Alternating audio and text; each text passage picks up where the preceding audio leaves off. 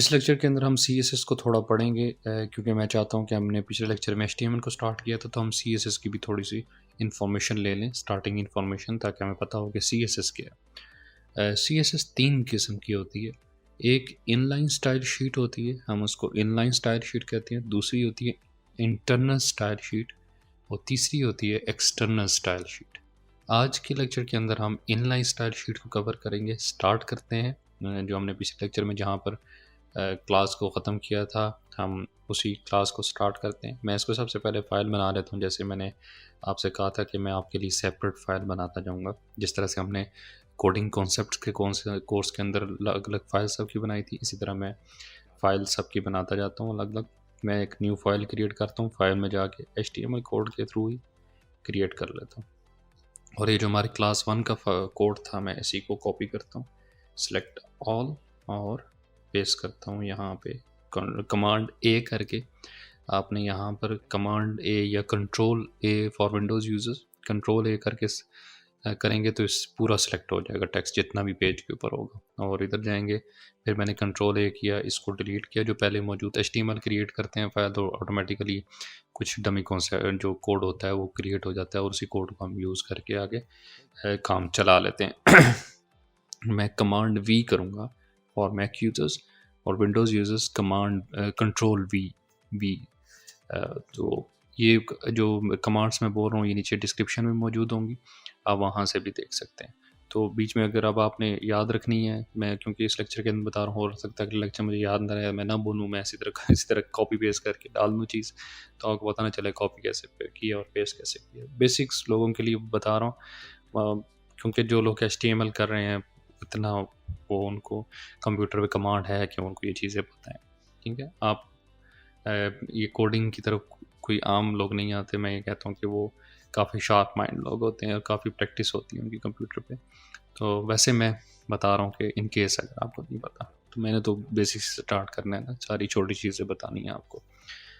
ये second file के अंदर मैंने कर लिया और इसको मैं सेव कर लेता हूँ। कमांड एस प्रेस करूँगा, डेस्कटॉप पे मेरे पास वेबसाइट का फ़ोल्डर पड़ा और इस वेबसाइट के फ़ोल्डर के अंदर मैं सेव कर लेता हूँ। कैंसिल, इसको मैंने, वो कह रहा है कि अगर आपकी ये पहले इसी नाम की फ़ाइल पड़ी, आपने उसको रिप्लेस तो नहीं करना, रिप्लेस नहीं करना आपने फ़ाइल को, उसको नाम चेंज कर लेना है, क्लास 2 नाम रख देता हूँ मैं इसका और सेव कर देता हूँ। अब ये मेरी फ़ाइल सेव हो चुकी है उसके बाद। अब मैंने क्या करना है कि मैंने आपको इनलाइन स्टाइल शीट का बताना है कि इनलाइन स्टाइल शीट को हम कैसे यूज़ करते हैं। ये देखिए पैराग्राफ के टैग के अंदर मैंने ये इसको ये बंद ग्रेटर देन के साइन से पहले जहाँ पर स्टार्ट हो रहा है पैराग्राफ, पैराग्राफ का जहाँ पे स्टार्टिंग टैग है, उसके ग्रेटर देन के साइन से पहले कुछ प्रॉपर्टीज़ लिखती हैं स्टाइल के अंदर। स्टाइल एक प्रॉपर्टी है पैराग्राफ की। पैराग्राफ की क्या सारे टैग्स की होती हैं। इनलाइन स्टाइल शीट के अंदर आपने अगर कोई स्टाइल लिखना है, CSS लिखनी है, तो वो स्टाइल के टैग के अंदर होगी। मतलब स्टाइल की प्रॉपर्टी आएगी, style is equal to inverted commas double inverted commas. ठीक है, उसके अंदर मैंने ये एक इसकी प्रॉपर्टी है कलर कॉलम।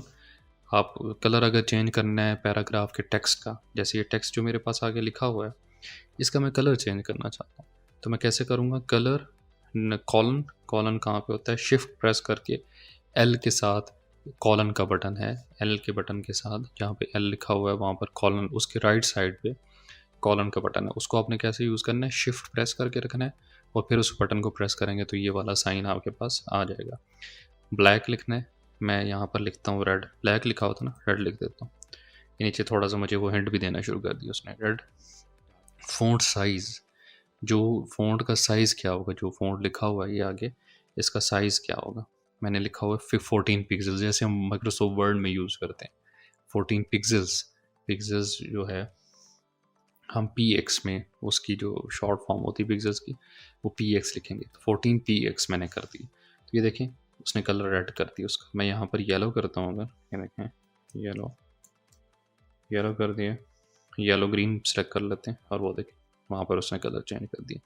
यहाँ पर अगर मैं टेक्स्ट का साइज़ चेंज करता हूँ 25 कर देता हूँ, वो देखें टेक्स्ट साइज़ भी वहाँ पर आपको रियल टाइम व्यू के अंदर नज़र आ रहा है। तो हम क्या करेंगे, कलर, उसके बाद एक प्रॉपर्टी आपने लिख ली, कलर येलो ग्रीन, फिर उसके बाद आपने सेमी कॉलन का साइन डालना है। सेमी कॉलन का साइन भी वही साइन है। आपने क्या करना है कि इस बटन को अगर आप बगैर शिफ्ट के प्रेस करेंगे ना, जिसमें मैंने आपको बताया कॉलन आप कैसे लाना है, शिफ्ट प्रेस करके जो एल के साथ राइट साइड बटन है उसको प्रेस करेंगे, उसी बटन को अगर आप शिफ्ट के बगैर प्रेस करेंगे तो आपके पास सेमी कॉलन का साइन लग जाएगा। ठीक है, सेमी कॉलन डाल के ये डिफरेंस है कि अगर आपने दो प्रॉपर्टीज़ एक ही टैग के अंदर यूज़ करनी है, कलर के अलावा फ़ॉन्ट है, फ़ॉन्ट साइज़ है, फिर टेक्स्ट डेकोरेशन है, शेडो है, अगर आपने मल्टीपल प्रॉपर्टीज़ यूज़ करनी है एक ही टैग की स्टाइल के अंदर, तो आप उसको डिफ्रेंशिएट किससे करेंगे? सेमी कॉलन से। सेमी कॉलन डालते जाएंगे, अगली प्रॉपर्टी लिखते जाएंगे, कलर, फ़ॉन्ट साइज़। अब जैसे मैंने कलर लिखा, ये एक प्रॉपर्टी होगी, फिर सेमी कॉलन डाला, ये दूसरी प्रॉपर्टी होगी। क्योंकि मैंने दो चीज़ें बता दी हैं ब्राउज़र को, एक तो आपने उसका कलर चेंज करना है टेक्स्ट का, दूसरा आपने उसका फ़ॉन्ट साइज़ ये रखना है जो मैं दे रहा हूँ।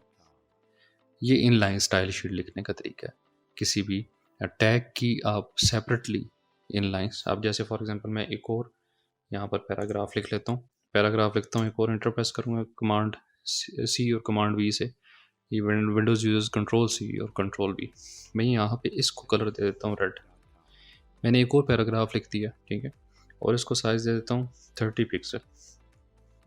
ये देखें, अब उधर देखें, ये पैराग्राफ है, इसकी अपनी CSS है, उसका कलर भी डिफरेंट है, फ़ॉन्ट साइज़ भी डिफरेंट है।